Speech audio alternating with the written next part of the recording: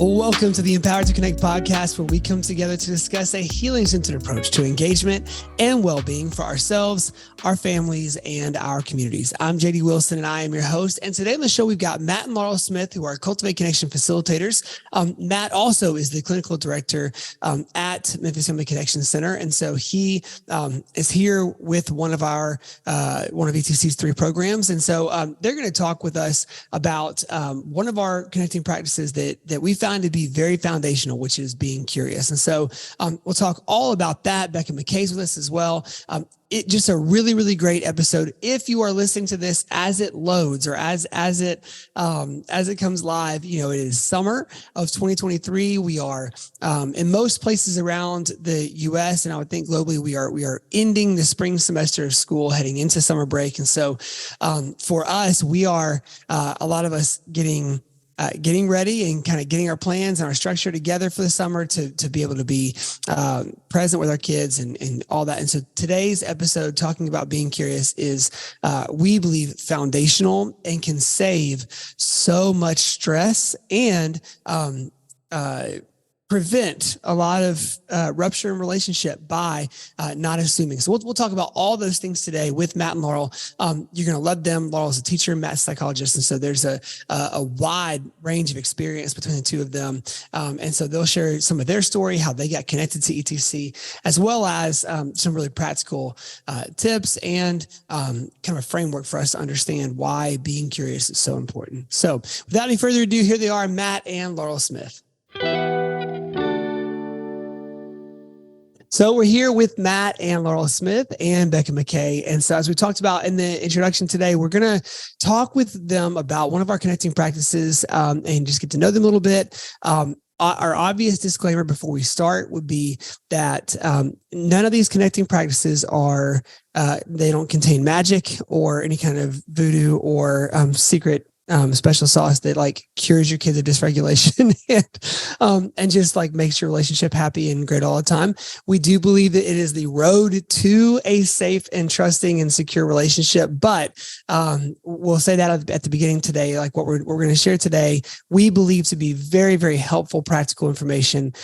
We don't pretend that these things today are cure-alls or fix-alls or the silver bullet, so to speak, that will stop any kind of discomfort in your life. So we'll say that from the beginning. And so why don't, before we get started talking about the connecting practice today, why don't you guys, if you don't mind, share, Matt and Laurel, what you do professionally, and then maybe how you originally got connected to ETC. Well, I am the clinical director of counseling at Memphis Family Connection Center, which is one of the 3 branches of ETC, Empowered to Connect, and I am a psychologist. But the way that I came to, or that we came to ETC, is through an ETC conference in Brentwood, where Dr. Karen Purvis was speaking, and the Monroes, Michael and Amy, and some others that we've probably heard on podcasts or heard quoted. So we got involved in all of that as part of our preparation to adopt our youngest daughter, China, about 12 years ago. And we brought her home 10 years ago. 10 years ago, we were in China from the middle of May till the end of May. So we're celebrating all that. Awesome. Now. And Laurel, what do you do professionally? I am a teacher, and I've taught everything K to 12, almost every subject. An unfortunate semester of science that it did not go great, but so teaching, that's what I do. Yeah. 4 kiddos. I don't know if that 4 kiddos, our youngest, but all of our kiddos came to us through adoption. Okay. Awesome. So you guys, we talked about in our last episode, we'll try to talk to folks who are all over the map in terms of their context and geographical places in life and, ages of their kids and all of that. And so you guys being adoptive parents have young adult children now. And so that's kind of your world of parenting now. And what we would say, and what Mo and Tana remind me often, is that when your kids become young adults, you don't just stop parenting them, which is sometimes disheartening, if I'm being honest. Just kidding. So that's where you guys are at now. And so why don't we jump into our connecting practice for today? And so we're going to talk. Well, Becca, do you mind introducing this connecting practice and also kind of what we're doing in the episode today? Absolutely. So today we are talking about Be Curious. It's our first connecting practice for a reason, and that's because you can't do anything else unless you're willing to be curious about what's going on for real below what you see on the surface. And so our three core components are to be mindful of history, and that includes both what you bring to the relationship from your past and what the kiddo brings, what they bring with them from their past. And then we want to be mindful of attachment. You guys have heard us talk over and over and over again about attachment patterns, attachment styles, attachment relationships, secure attachment, and all of that. And we really do think that can really shift the way that we see our relationship with the kids that we're caring for. And then being mindful of why was the one I hinted at right out the gate, which is just looking below what people are doing into more of the why behind it and the why behind how different things have impacted us along the way. So this summer, as we go through our connecting practices with our facilitators, we're just wanting to kind of hear your guys' experience with this connecting practice, specifically with Be Curious. And so kind of like first thing, we just would love to hear, what's your favorite thing? What's your favorite thing about being curious personally? I think that I would say that it's just great to think about what is going on. Like, why is this happening? And it's great because you don't make an assumption about what's going on, because a lot of times if you jump to a conclusion, this child is being willful, they're angry about one thing, that could totally be wrong. They could be, if you can be curious about it, then you could find out, oh, something else entirely is going on that you can actually address and fix and become reconnected. And Laurel, would you say that, I mean, does this play into your teaching at all? Like, has this helped you as a teacher, this practice? Absolutely. So a lot of times when you talk to a kiddo who is dysregulated in the classroom, if you can take a moment and just assume that they're having a hard time instead of giving you a hard time, then you can say, hey, buddy, what's going on? And it could be that their pencil is broken and they're not really refusing to do the work. They just wanted this particular pencil, which is totally, I can fix that. Yeah. And then Matt, what about you? What's your favorite part of this connecting practice? Well, I think it gets back to the idea that we can be parent detectives. And I like mystery movies, and I like to read mystery books, novels, whatever. And there's always a detective. Whether that person is officially in the role of a detective or they are thrust into the role of being, figuring things out, right? And so that idea, sort of an overarching idea of a parent being a detective on behalf of their kids to try to unravel that mystery that is below the surface of the behavior is very appealing and very helpful. It's a helpful mindset for us to have toward our kids.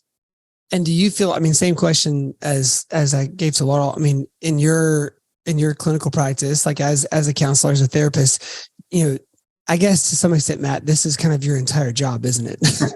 It kind of is. Yeah. So I'll skip that part of the question then. Like all you do. You don't have to skip it. And here's the reason why. I think that, just like Becca said, being curious is a great place to start. If we can get that piece in place with parents, then we have a much easier road going forward. Because we can give all the tools, but the chances are a parent is not going to use those tools unless they're willing to be curious about what's actually going on. And if you don't know what's going on, or at least you're not curious about it, you may wind up doing things, you may not use the tool that's going to be most effective in that situation. Yeah. And I loved what Laurel brought up about assumptions, because I think that's a lot of times where we get into trouble is when we just assume that we know what's going on and why and how we should respond and how we should set the limit or the consequence or the punch, like whatever it is. So I just love that you highlighted that, Laurel, because I think it takes some humility. Like if you can be humble enough to not assume, I know exactly what this kid is doing and it's on purpose and it's willful. You said some of those things. So I just love that you highlighted that, because I do think it takes a little bit of humility to be curious.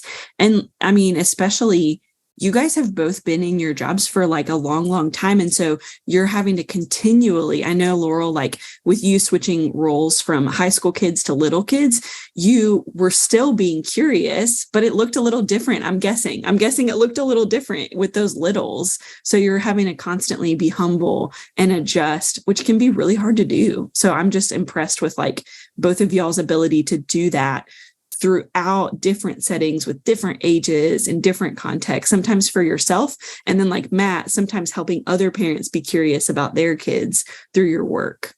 Yeah. Yeah. I think one thing to keep in mind is if you're not being not being curious, then sometimes what you're doing is actually driving negative behavior. So it's just great to be curious on the front end before you escalate things as the adult when you make an assumption that is incorrect. Yeah. Yeah. Yeah. I think about how often that, and what does that also do is it erodes trust with the kid, right? Like if they don't feel heard or seen or understood, and that perpetually happens, like, no, that's not how you feel. You're really doing something else. Like you project that in, and it just completely eradicates trust in a relationship. And so all the way around being curious, like, and I think about even in the context of just relationships, friendships, like when we have friendships that transcend any kind of natural separating line, whether it's ethnicity or culture or age or generation or whatever, all those assumptions do is block trust and relationship from being built, right? And so this is a good practice, not just for parenting, but just for life. And so, I appreciate y'all saying that. On those same lines, this can be a concept that's misunderstood a lot, or mistakes can be made within that. What do you guys find to be some of the more common misconceptions or mistakes made when trying to be curious like this? I think some parents may see it as overly passive. If you are trying to analyze everything, it's like paralysis by analysis, I guess. You're almost, it's like, if I'm going to sit here and think about all the possible, reasons that this kid might be acting out, then, I'm going to get stuck here and not act. And sometimes you have to take action in a given moment. Right. That gets back to the levels of response and all of that. But sometimes we do need to act, but even after the fact, sometimes even when we've acted poorly as parents, it's good to go back and think, I wonder what was going on there. Not just what was going on with my child, but what was going on with me in that moment. Why did I react that way?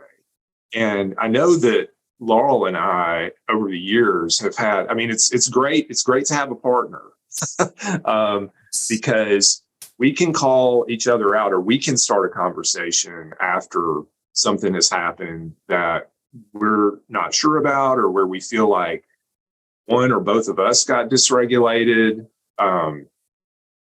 and say, or just, ask the question, what do you think was going on there?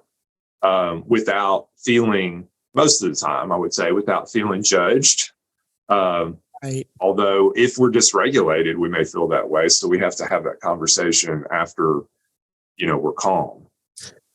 Yeah, I think, before we jump in that next question, like I would like to say there for a second, to me, one of the things that was one of my biggest misconceptions was like, I blew it. Now I can't be curious about what happened. Like I acted too fast, and this, now I can see back, but I missed my chance. Will you guys talk about Matt, maybe it's elaborating on that very thing, like the need for this to be sort of a just new mindset altogether, not just a practice in a moment where you're seeing something that needs to be corrected. Yeah. Well, one of the things I like about ETC on the whole is it gives you an opportunity to, it's just mistakes are opportunities. Yeah. So we can actually go back and analyze what we've done and what our child was doing in a moment and just reflect on that. And I think that's part of being curious too, is just reflecting back on a situation that didn't go well. Yeah. And maybe trying to figure out, but it also gives us some motivation to go back to our child and say, hey, I've been doing some thinking about how we interacted earlier, and I don't feel good about it. But let me tell you what I don't feel good about my part in that. Yeah. And then sometimes that gives them an opportunity to open up. It's more likely that they'll open up than not if I'm willing to be humble and I show them that I'm being curious about myself and them. Yeah. I know, Laurel, I know you've kind of used this in your own family, but also you and Matt have been walking alongside other families for a really, really long time. And I know we've talked about, you've shared some of these strategies with teachers even. So what are any kind of like common misconceptions or missteps that you see when people first start to try to be curious? I think maybe it's just that feeling that, as the adult, you're supposed to have all the answers and then you don't. And to just kind of give up a little bit of that control, that there's not always just one response that you can always go to. I'm just thinking in the classroom, like when a kiddo, makes a mistake, this is always the consequence that happens. And sometimes in a moment, maybe what you could do is pull that kiddo aside. I'm really blessed to work in a school where that is encouraged, to get to the heart of a situation and to talk to a kiddo about it. So, or a student about it. So, but yeah, just changing the way that you do things. If you've always just said, this is that response, and just, I'm going to be completely fair. Maybe sometimes you feel like it's not fair because a child or a student who might have other struggles, like, ADD or something like that going on, may not need the exact same response as a more neurotypical child in your classroom or family. So, the feeling like maybe it's not fair, or feeling like you don't have all the answers right there in the moment. But I think it's great to model, like, we love each other, to love each other well. It's not always the exact same response. And we don't all have the answers, and we can always be learning. Right? That's so good, Laurel, because I think people can get tripped up on like, okay, but if I'm curious long enough, shouldn't I always know? And it's like, no, you're going to have to be curious always. Like, that's such a good point. It's not like, oh, you're going to do this, and then it's just going to become secondhand and you're never going to have to spend time thinking about it again. It'll just be second nature, versus like you're saying, no, we're going to have to keep being curious. And kids grow, like kids change throughout different life stages. And so you're going to have to keep being curious and learning and being open. So man, that's a really, really good point. It's not about quote unquote, finding the answers to the problem and then changing your response to be very formulaic. It's changing your entire way of seeing situations. So man, what a great point there. Another problem, just to piggyback on that, is that we get ourselves in trouble because of what we already know. Yeah. Like, I feel like I know my kids, and when I see a behavior, I think I know exactly what's going on. I'm assuming some things. Again, we always get ourselves in trouble with assuming. But just because a behavior or a set of behaviors is predictable, that doesn't mean we know why it's happening. It's 100% right. Yeah. Right. So we're trying. Sometimes we just see this. We see this pattern. Like, oh, we're going on a trip together. Well, the kids are going to start fighting in the car. Well, we know that's going to happen. So but rather than paying attention to what may be going on in the surface, we're trying to get ahead of the behaviors. Right. So we're just thinking, oh, what can I do to nip this in the bud immediately? I'm gonna have to pull the car over, as soon as we leave, 5 minutes after we leave, I'm gonna have to pull the car over and yell at everybody, or whatever. But that's a very predictable behavior, but that doesn't mean that we know why it happens. Right. And I think that, one of the things that happens when we are curious and we give each situation its own unique attention is it brings a lot of dignity to our kids and to the people that we are interacting with. Like it's not assuming that everything about this person and that their feelings or thoughts are invalid, like their opinions on why it's happening or what they're feeling and that's producing are invalid. You're allowing them to say, like, uniquely without acting like I'm the adult, I know what's going on. Hey, tell me what's going on. Like, oh, you're just mad. We always fight in the car. I get some of that where there are times our kids reflect my lack of being curious. Like, I know you're mad because this seems like it always happens, but this is, and so that's always a shot to the heart of I'm communicating to them too much that yeah, I hear what you're saying, but really what this is whatever. And so I think the dignity that we add by giving them chances to share what's going on uniquely when maybe similar situations arise, and the car is a great one, Matt. Like most people are going to fight on a long road trip if you put them in, regardless of their siblings, strangers, family, whatever. And so doesn't mean that the reasons are always the same. And also, we have a long road trip coming up pretty soon as a family. So I appreciate you just going ahead and giving me the shakes about that ahead of time. Be curious, JD. Be very curious. I got to be curious myself of why I get so stressed out about that. So I think, Becca, why don't you ask our next question and then we'll talk about road trips no more. Oh, we might keep talking about road trips because we're thinking about this summer. So I think we've got listeners that have kids all across the map, and you guys have young adults. And so as you think about this upcoming summer, Laurel, you're a little bit still on the school year schedule as a teacher, but as we grow into adulthood, some of us, the summer is just the summer, like it just keeps going. So as we approach this summer, we're curious about how you guys plan to be curious this summer. What kind of comes to mind? What do you want to, maybe is there a core component that you'd like to focus on, or is there any kind of way that you see this playing out in y'all's summer? So one of our kids, all of our kids are adults. They're in their early 20s. One of our kids is going to be going to training for a new job that he's got. We're all very excited about it because he's been into trains all his life, and he is going to train to be a conductor. And so he's going to be out a lot. He's going to be out of town training. So we decided we needed to get a vacation in with all of us. And so we're going to go to the beach in about 3 weeks or so here. And so I'm curious about how that's going to go because we haven't been all together in a situation like that in a long time. Yeah. We've been on some trips and maybe one or two kids couldn't go because of work schedules or whatever, but this time we're all going to be there. And awesome. That's the plan. And it'll be interesting to see how that goes with everybody in a new space, different space than what we're used to and in a routine. And we're all bringing expectations into that. Oh man, totally. Right.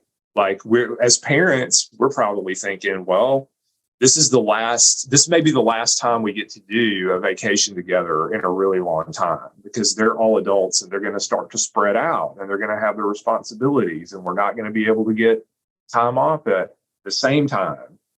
And so there might be some expectations of we have to make this really great and, everybody has to be in harmony and nobody needs to get into any petty fights or anything. But go ahead, say that again, Laurel. I said that's not happening. There will be drama.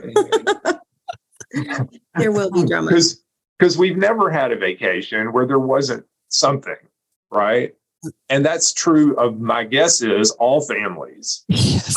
There's going to be something. The point is to be together. It's not for everything to be perfect and harmonious. Yeah. But we know this is going to look different from the last time we did this, when they were probably mid to late teens. Yeah. Yeah, definitely. And with everybody, everybody's got, as young adults, it's a great time to be curious about, new relationships, new jobs, new dreams. Like, they're in such a in the season of launching out. Like, there's so many possibilities. So as parents, we can be curious about that. And I have to work on being curious without interjecting too much of what I think in there. My kiddos will call me on that. What I think their hopes and dreams should be. So to be curious and quiet will be my challenge, I guess. Awesome. Hey, last question. And this is, I think, more of a fun kind of way for us to wrap this episode up. Can y'all think of any times that you've seen this connecting practice, being curious, employed in TV or film or books? And if so, if you have like a favorite example of that. We were talking about this morning. I think that they're like movies, like we just are big mystery buffs, like we have always loved mystery movies and mystery books. Mystery shows. Really, I think. Sorry to interrupt you. Any good story, there's always going to be a reveal, right? There's something about the main character or characters that we don't know at the beginning that we find out about at the end, and it kind of helps everything make sense. Whether it's a mystery movie or not. Those are the best. Those are the best movies. Those are the movies that I think we tend to, or stories. But I think those are the stories we tend to identify with the most. I think my favorite in recent memory is the show This Is Us, because they give you kind of a snapshot of like right now. And then the whole rest of the series is them unpacking the layers of that. Well, what about this interaction? What about that interaction? What about this person? So you're constantly learning new information in this layered kind of way. And although it's just a TV show, it's like, man, that really is kind of what it's like. Like, you're not seeing the whole picture at once. You're getting it in little snippets. And like, they do a lot of like being mindful of history. They bring up a lot of like, well, this is how they are as 36-year-olds. And then let's go back to 8-year-old Summer. Like, they do a lot of showing how the different things play together. So I think that's probably my favorite example in recent TV history. I love that. Matt, your favorite genre, mystery, is really a great Example of this one too. Well, I'll say within the mystery genre, I don't know if you guys have seen the movie Knives Out, but if you are listening to this and you've not seen Knives Out, it is 100,000% worth your time. It's one of my favorite movies that my wife and I got to go see it knowing nothing about it. I heard somebody that I trust their opinion say, "Oh my gosh, this movie is awesome. You've got to go see it." That's all I knew about it. I didn't know it was a mystery. I didn't know it was, but Daniel Craig, who also plays James Bond, plays a character called Benoit Blanc, and he's a detective with a kind of Colonel Sanders-ish Southern drawl. And it's, as all good mysteries do, like it builds and twists and turns, and you think you've got stuff figured out, and then it flips on its head. And I will not reveal the end of the movie or even any of the big flips in there, but he is a brilliant master of curiosity. And so, and a brilliant observer, and really fun to also impersonate. And so there's Knives Out, and there's also a Netflix movie called The Glass Onion, which is the same writer, same characters. Benoit Blanc is back again to solve a crime, and it's so good. And then lastly, I'll say Ted Lasso is maybe my wife and I's favorite show. And that we just watched an episode last night. And again, I don't want to ruin it because I'm not sure where people are if they're watching it, but where this person's past and the relationship dynamics that they had together had made a conflict appear as if it was over one thing. And then as again, all good shows do, at the end of the episode, it flipped into this like picture of, well, I was hurt. How could you have not shared that with me? Well, you know, instead of it being, I was hurt by the information I had, like, how could you not trust me to share that? Well, like, I thought we were teammates. So anyways, it's so good. And so I think that when we see this employed in books or film or TV, I think we all as humans appreciate that, right? Like we appreciate the non-judgmental, the withholding their opinions until they get all the facts type people. And so I think if we can remember how that feels to see the crime cracked or to see the flip in the character and to know what's really happening behind the surface, it can remind us as we're in our own movies every day with our families to always be looking behind the behavior to see what is the reason behind it. So guys, any other thoughts before we wrap up today? Like this has been really, really great. I like talking about TV shows and movies, so we could just keep doing that for another 30 minutes. I'm sure that, everybody who's listening would, identify with all of our Sure. preferences. Yeah. Laurel and I, we were really into the show Lost when the kids were little. That was the show that, when you put the kids to bed, it's like, okay, now we got to go watch our, recording of Lost. People were still using VCRs back then. So, we had it on tape. And yeah, that was our little reward for getting the kids their baths and into bed. So that's awesome. Lots of reveals, lots of like, hey, we're going to show you something about this character that's going to make you think one thing about him. But then as you see their backstory played out, you're going to think something different, and you're going to get a deeper and richer experience of this character. And we're all like that. We are all like that, right? 100%. Yeah, definitely.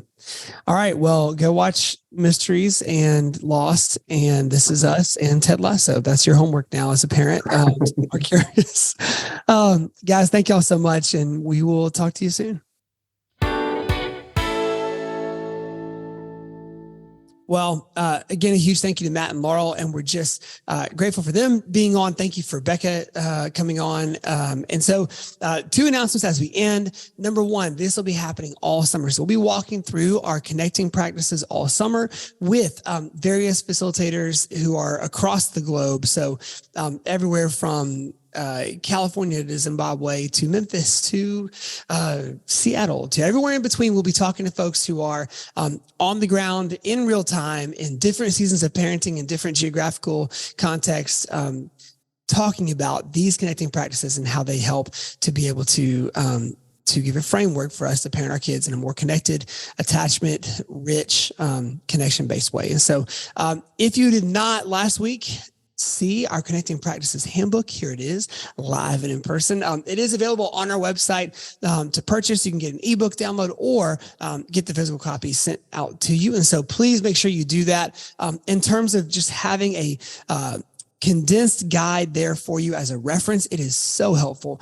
If you are just now getting into this world of parenting, you're like, man, I don't know about taking the entire Cultivate Connection course, but I would like to at least have sort of a precursor to it and get to explore some of the concepts. That's your best first move. If you've just been through Cultivate Connection and you're like, that's so much information, and I really, really want to make sure that I can reference it back as we're getting started in this new way of doing things, this is a great resource for you to have. And so I promise we're not just trying to sell it to every context, but we do really believe whether you're just getting started and getting introduced into this content, whether you're just getting started, actually trying to walk this content out in real life, really helpful resource for you. It's available on the website. Again, we'll be doing this all summer. And so buckle up. We got some great guests ahead of us who are going to share where they're at parenting and all on their journey. So we're excited for that. Thank you for being with us. If you know somebody that needs to hear this episode, if you would just share it with them, send it on to them.